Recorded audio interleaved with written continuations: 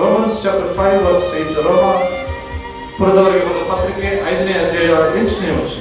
ಕ್ರಿಸ್ತನು ನಮಗೋಸ್ಕರ ಪ್ರಾಣ ಕೊಟ್ಟಿದ್ದರಲ್ಲಿ ದೇವರು ನಮ್ಮ ಮೇಲೆ ತನಗಿರುವ ಪ್ರೀತಿಯನ್ನು ಸಿದ್ಧಾಂತ ಪಡಿಸಿದ್ದಾನೆ.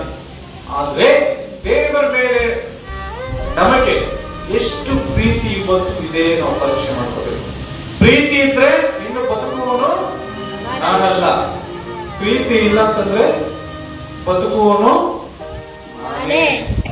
ನಂದೇ, ಎಲ್ಲ ನಂದೇ. ಯಾವಾಗ ಈ ಒಂದು ಶರೀರದಲ್ಲಿರುವಂತಹ ಉಸಿರು ಆಚೆ ಹೋಗುವ ಸೆಕೆಂಡ್ ವರೆಗೆ, ಆ ಸೆಕೆಂಡ್ ಆದ್ಮೇಲೆ ನಿನ್ನ ಜೋಬಿಯಲ್ಲಿರುವಂತ ಮೊಬೈಲು ಗೊತ್ತಿಲ್ಲ, ನಿನ್ನ ಮೈ ಮೇಲಿರುವಂತ ಎಲ್ಲ ಬಂಗಾರ ಗೊತ್ತಿಲ್ಲ, ಅಥವಾ ನೀನು ಸಂಪಾದನೆ ಮಾಡಿರುವಂತ ಎಲ್ಲ ಹಣ ಆಸ್ತಿ ಗೊತ್ತಿಲ್ಲ, ಎಲ್ಲ ಮರೆಯಬಾರದು. ಅಷ್ಟೇ ತಾನೆ? ನೀವು ತಿನ್ನದೆ ಕುಡಿಯದೆ ಹೇಳೋದಕ್ಕೆ ಮುಂಚೆ ಹೇಳ್ತೇನೆ, ನೀವು ಚೆನ್ನಾಗಿ ಬಟ್ಟೆ ಹಾಕದೆ, ಚೆನ್ನಾಗಿ ಕುಡಿಯದೆ, ಚೆನ್ನಾಗಿ ತಿನ್ನದೆ ಎಲ್ಲವನ್ನು ತ್ಯಾಗ ಮಾಡಿ ಕುಡಿಸಿ ಕುಡಿಸಿ ಕುಡಿಸಿ ಇಟ್ಟು ಒಂದ್ ದಿನ ಏನಾಗ್ತೇವೆ ನಾವು ಇದನ್ನು ಬಿಟ್ಟು ಹೋಗ್ಬಿಡ್ತೇವೆ. ಇದೆಲ್ಲ ಯಾರ ಪಾಲು?